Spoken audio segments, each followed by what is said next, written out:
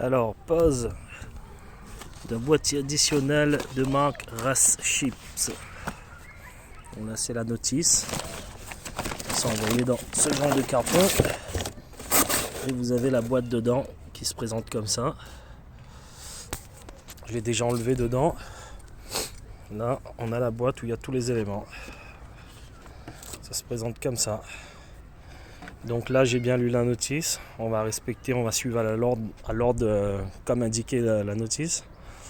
Il faut patienter 15 minutes une fois avoir verrouillé le véhicule. Le véhicule est verrouillé. J'ai ouvert le capot en amont parce que sinon, si vous verrouillez et que vous n'ouvrez pas le capot, il faudra redéverrouiller pour ouvrir le capot.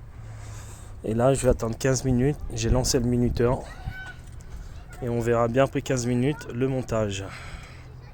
Bon, je sais pas si je pourrais filmer en même temps monter ou je vais monter, vous filmer par la suite. Mais c'est tout simple en fait. J'ai lu la notice et en fait il y a un capteur A qui va venir se brancher en intermédiaire entre ce capteur de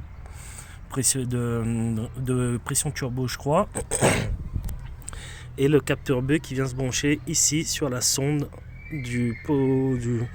Je crois c'est une sonde pour les injecteurs, je crois, si je dis pas de conneries. Voilà, qui se trouve ici, c'est bien illustré sur la notice.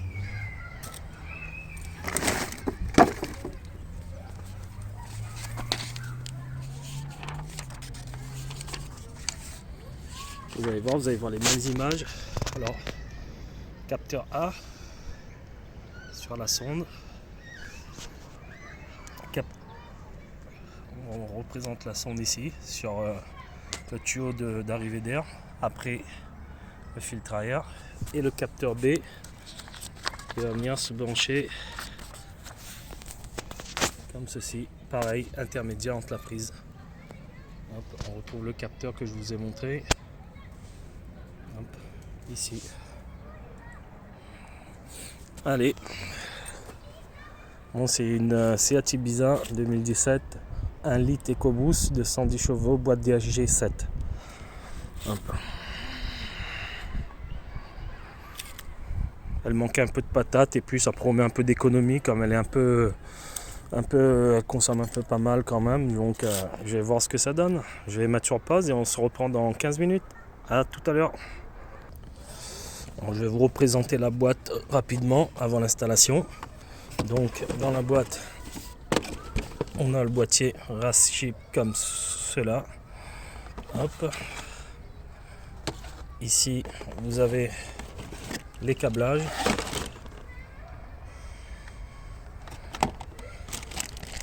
Et ici, vous avez les petits C-clips qui va permettre d'attacher les câbles et le boîtier elle-même.